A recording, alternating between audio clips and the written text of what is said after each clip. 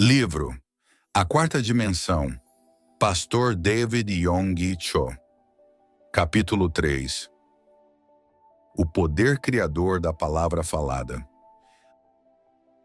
Há certos passos que devemos tomar para que a fé seja incubada adequadamente, e existe uma verdade central que devemos aprender acerca do reino em que a fé opera. Há também um princípio bíblico acerca da palavra falada que devemos compreender.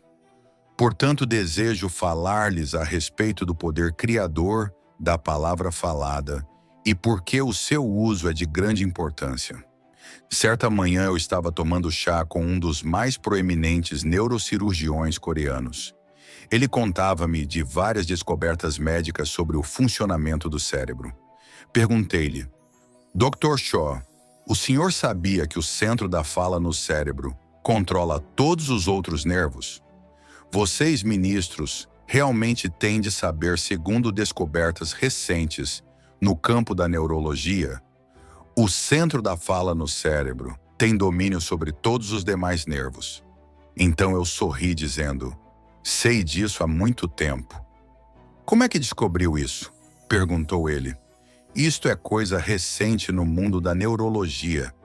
Respondi-lhe que o doutor Tiago me havia ensinado.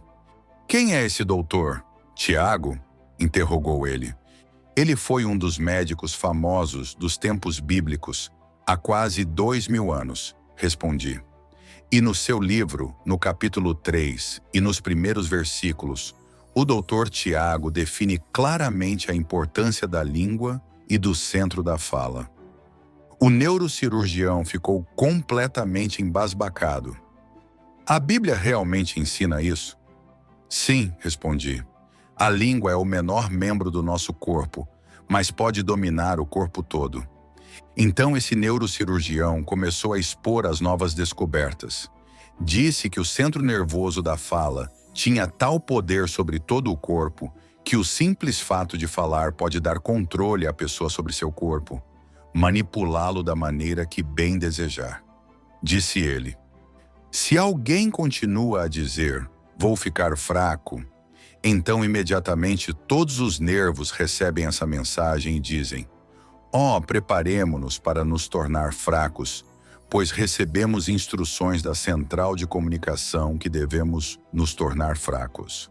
Então, em sequência normal, ajustam suas atitudes físicas para na fraqueza. Se alguém diz: bem, não tenho capacidade alguma, não posso fazer esse trabalho, imediatamente os nervos começam a declarar a mesma coisa. Sim, respondem eles, recebemos instrução do sistema nervoso central dizendo que não temos nenhuma capacidade e que devemos desistir de tentar desenvolver qualquer habilidade. Devemos preparar-nos para fazer parte de uma pessoa incapaz. Se alguém continua a dizer: sou muito velho demais, estou cansado e não posso fazer nada, então de imediato o controle central da fala responde, dando ordens para esse efeito. Os nervos respondem: sim, somos velhos, estamos prontos para a aposentadoria, preparemo-nos para a desintegração. Se alguém continua a dizer que é velho, então essa pessoa logo morre. Esse neurocirurgião continuou: o homem nunca devia se aposentar. Uma vez que se aposenta, continua a repetir para si mesmo: sou aposentado. E todos os nervos começam a reagir de acordo com essa afirmação, tornando-se menos ativos e prontos para uma morte rápida. Essa conversa muito significou para mim e teve um grande impacto em minha vida, pois pude perceber que um uso importante da palavra falada é a criação de uma vida pessoal de êxito. As pessoas facilmente se acostumam a falar de uma maneira negativa. Rapaz, como sou pobre, não tenho dinheiro nem para dar para o Senhor.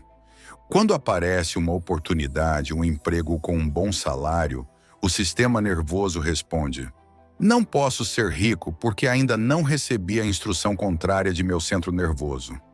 Espera-se que eu seja pobre, de modo que não posso aceitar esse emprego. Não posso dar-me ao luxo de ganhar dinheiro.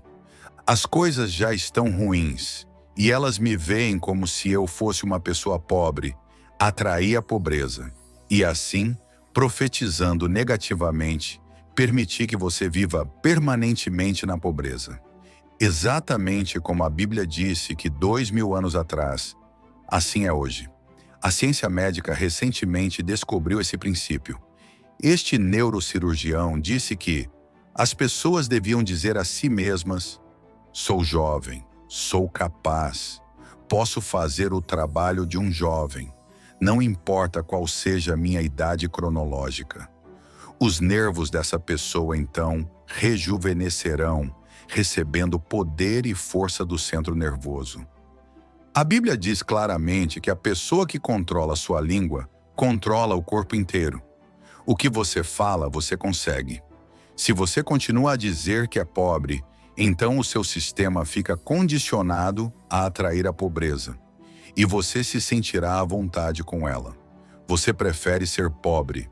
Mas se a pessoa se mantém dizendo que é capaz, que pode alcançar o êxito, então todo o corpo será levado ao êxito.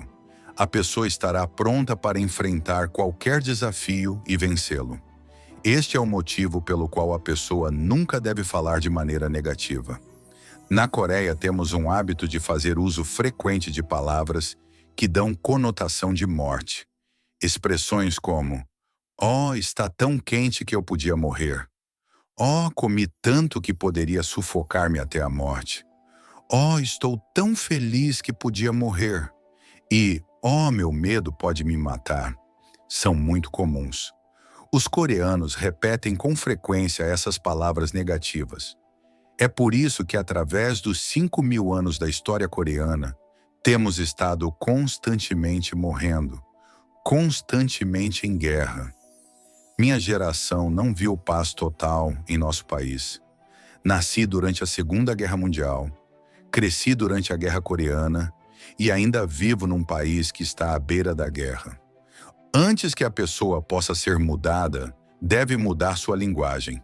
Se não mudar a linguagem, não poderá mudar a si mesma. Se deseja ver os filhos mudados, primeiro deve ensinar-lhes a usar a linguagem adequada.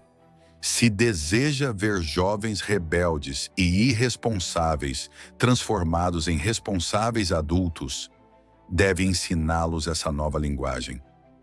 Onde podemos aprender esta nova linguagem? No melhor livro de línguas de todos, a Bíblia. Leia a Bíblia do Gênesis ao Apocalipse. Adquira a linguagem bíblica, fale a palavra de fé, alimente seu sistema nervoso com um vocabulário construtivo, progressivo, produtivo, vitorioso. Enuncie essas palavras. Continue a repeti-las de modo que elas tenham controle de seu corpo inteiro. Então você se tornará vitorioso, pois estará completamente condicionado a enfrentar seu ambiente e circunstâncias e alcançar o êxito. Esta é a primeira razão importante para usar a palavra criada, a fim de criar o poder para ter uma vida pessoal de êxito. Há um segundo motivo pelo qual necessitamos do uso do poder criativo da palavra falada. Ela não somente pode ajudar-nos a ter êxito em nossa vida, mas o Espírito Santo também precisa que a usemos a fim de realizar os propósitos de Deus. Quando entrei para o ministério, senti-me em uma luta, até no meio de meus sermões, e percebia impedimentos em meu espírito.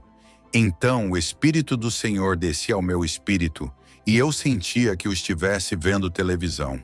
Na tela de minha mente eu via tumores desaparecerem, tuberculose curada, aleijados que se apoiavam em muletas repentinamente jogá-las de lado e andar. A Coreia está tão longe dos Estados Unidos que eu pouco tinha ouvido deste ministério de livramento e cura. Até os missionários que me cercavam ignoravam este ministério e com eles só me trouxe mais confusão. Cheguei à conclusão de que esse era um impedimento criado por Satanás.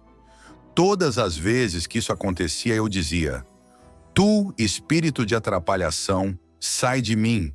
Ordeno que saias de mim, deixa-me." Quanto mais eu ordenava, tanto mais claramente podia ver os doentes sendo curados. Fiquei tão desesperado que quase não conseguia pregar. As visões apareciam constantemente, de modo que me dediquei à oração e ao jejum, esperando no Senhor. Então, ouvi o Senhor dizer ao meu coração: Filho, isso não é atrapalhação de Satanás. És o desejo visual do Espírito Santo. É palavra de sabedoria e de conhecimento. Deus deseja curar essas pessoas, mas não o pode fazer até que você fale. Não, respondi. Não creio nisso. Deus pode fazer tudo sem que eu jamais tenha de dizer uma palavra. Mais tarde li no primeiro capítulo de Gênesis. A terra, porém, era sem forma e vazia, e o Espírito Santo pairava sobre ela, incubando-a, mas nada acontecia. Então Deus me revelou uma importante verdade. Disse ele: lá estava a presença do Espírito Santo, a poderosa unção do Espírito Santo incubando toda a superfície das águas. Aconteceu alguma coisa nessa época? Não, respondi. Nada aconteceu. Então disse Deus: você pode sentir a presença do Espírito Santo em sua igreja. A presença palpitante e penetrante do Espírito Santo em sua igreja. Mas nada acontecerá. Alma alguma será salva. Lar desfeito algum será reconstruído até que você diga a palavra.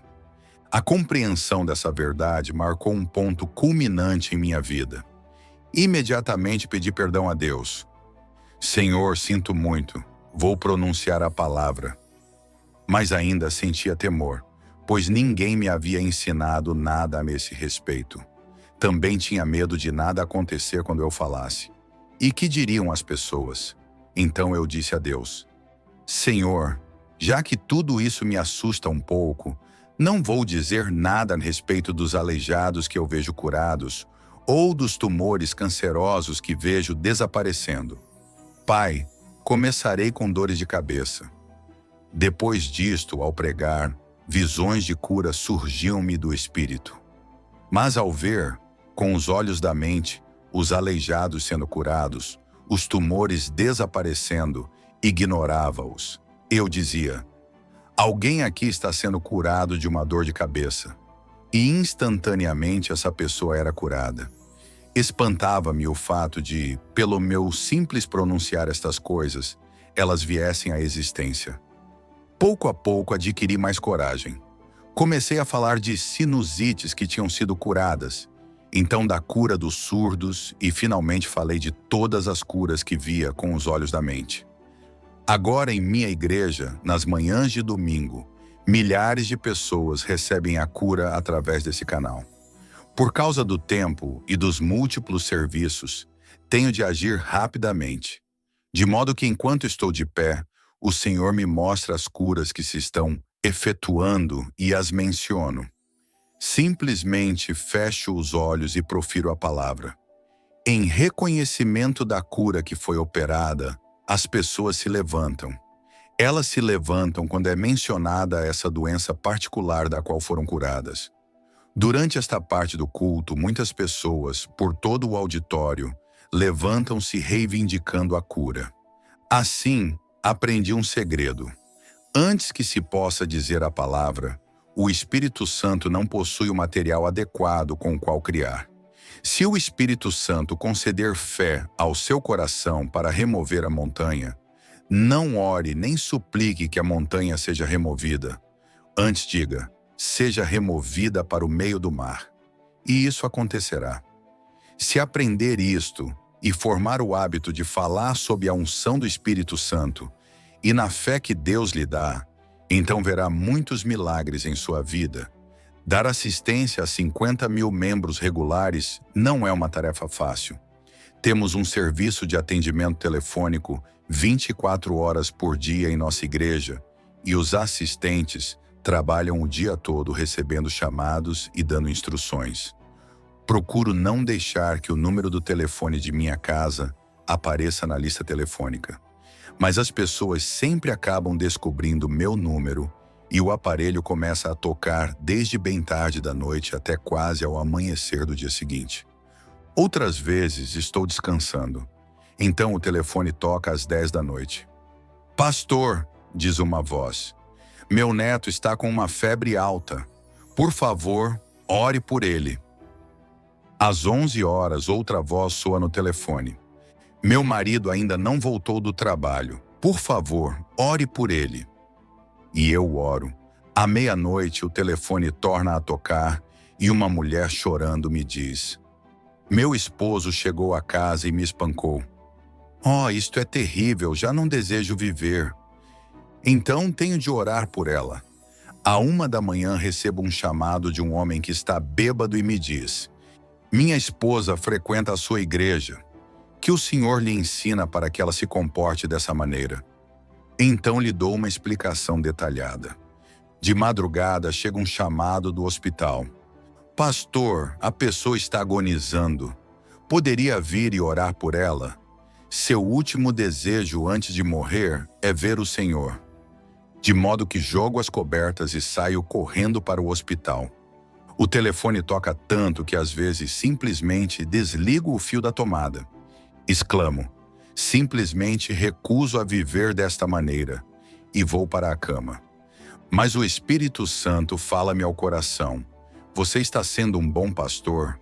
O bom pastor nunca deixa suas ovelhas sem ajuda. De modo que me levanto e ligo-o de novo. Há uma vantagem quando viajo ao exterior. Finalmente posso ter uma boa noite de descanso. Certa noite, durante um inverno muito frio, estava bem confortável na cama, quase a adormecer, quando o telefone tocou. Um homem perguntou: Pastor, o senhor me conhece? Claro que o conheço. Fiz o seu casamento. Venho me esforçando por 2 anos com todas as minhas forças, mas nosso casamento não está funcionando, disse ele. Hoje de noite tivemos uma grande briga e decidimos separar-nos. Já dividimos nossas coisas, mas falta algo, uma bênção do Senhor. Casamo-nos com sua bênção e desejamos divorciar-nos com ela. Que posição na qual se encontra um ministro, abençoá-los na união e depois abençoá-los na separação? Respondi: vocês não podem esperar até amanhã? Está frio demais e já estou na cama. Tenho de ir agora. Pastor, respondeu ele, amanhã será tarde demais. Estamos nos separando hoje. Não queremos que o Senhor faça um sermão. É tarde demais para isso. Não há mais esperança para nós. Simplesmente venha e nos dê sua bênção para que possamos nos divorciar. Arrastei-me para fora da cama e fui para a sala de estar. No coração estava com raiva de Satanás. Pensei: isto não é obra do Espírito Santo. Isto é obra do diabo. Ao começar a orar, imediatamente entrei na 4ª dimensão. Uma vez que visões e sonhos são a linguagem do Espírito Santo, mediante a 4ª dimensão posso incubar a 3ª e corrigi-la. Ajoelhei-me, fechei os olhos e, por intermédio da cruz de Jesus Cristo, com a ajuda do Espírito Santo, comecei a ver esta família reunida de novo. Mentalizei um quadro claro e orei: ó Deus, torna esse casamento como vinho novo. Enquanto orava, fui tocado pela fé e, no nome de Jesus Cristo, mudei essa situação para a 4ª dimensão. A 4ª dimensão, com seu poder positivo, era a minha, de modo que fui para o apartamento desse casal. Eles moravam num apartamento fantástico de luxo. Tinham de tudo, mas ao entrar, senti um calafrio, o ódio que existia entre marido e mulher. A pessoa pode ter todos os bens materiais do mundo, mas se houver ódio em sua família, essas coisas materiais não serão bênção alguma. Ao entrar, encontrei o homem na sala de estar. A esposa estava no quarto. No instante em que entrei na sala de estar, o homem começou a falar mal da esposa. A esposa então entrou correndo na sala e foi dizendo: não dê ouvidos a ele, ouça o que eu tenho a dizer. E começou a falar mal do marido. Ouvindo o marido, tudo o que ele dizia parecia certo. Mas quando ouvia a esposa, tudo o que ela dizia também parecia estar certo. e cada um deles estava certo em sua própria opinião. Ambos estavam certos, e eu, espremido entre eles. Ambos diziam que o casamento estava terminado. Não ore por nós, continuavam a repetir. Simplesmente ore por nosso divórcio. Mas eu já tinha vencido essa decisão da terceira dimensão ao usar a fórmula da quarta em meu coração. Com confiança, peguei a mão do marido e a mão da esposa e disse: no nome de Jesus Cristo, ordeno que Satanás desfaça o laço de ódio deste casal. Neste instante, no poderoso nome de Jesus Cristo, ordeno que estes dois sejam reunidos, que sejam ternos e unidos. Subitamente senti uma gota morna cair-me sobre a mão, e ao olhar para o homem, vi que estava chorando e suas lágrimas estavam caindo. Pensei comigo mesmo: oh, louvado seja Deus, funcionou! Ao olhar nos olhos da esposa, podia ver que estavam também cheios de lágrimas, de modo que uni as mãos deles e disse: o que o Senhor uniu, não o separe o homem nem circunstância alguma. Levantei-me e disse: já vou. Os dois acompanharam-me até o portão e, enquanto eu saía, disseram: até logo, pastor. Louvado seja Deus, respondi. Funciona. No domingo seguinte, os dois estavam no coro e cantaram lindamente.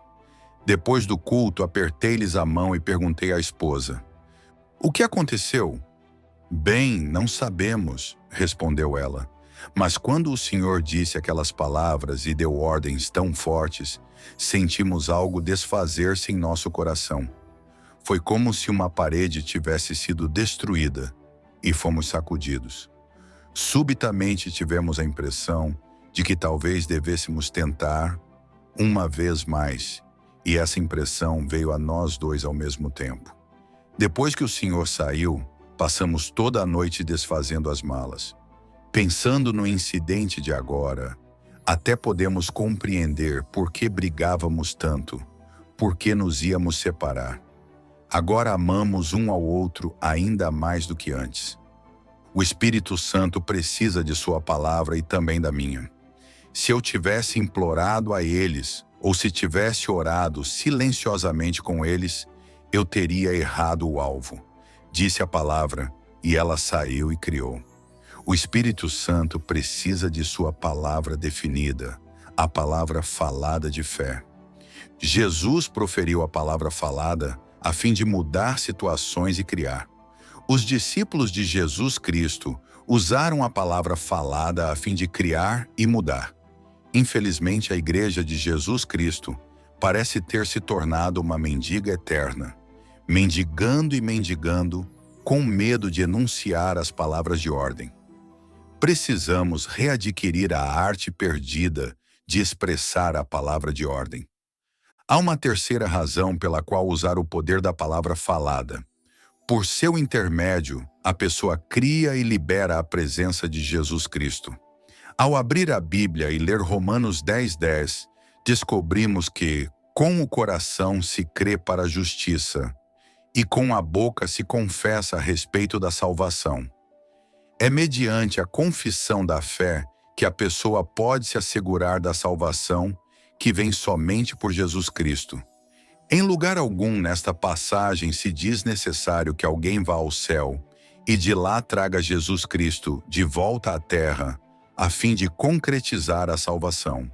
O que se diz é que as palavras que podem resultar em salvação estão perto na sua boca e no seu coração. Onde está Jesus Cristo? Qual é seu endereço? Certamente que não é lá nos altos dos céus ou embaixo na terra. Jesus está na palavra dele. Onde estão as palavras que podem salvá-lo? Essas palavras estão em sua boca e em seu coração. Jesus não é limitado ao que você expressa.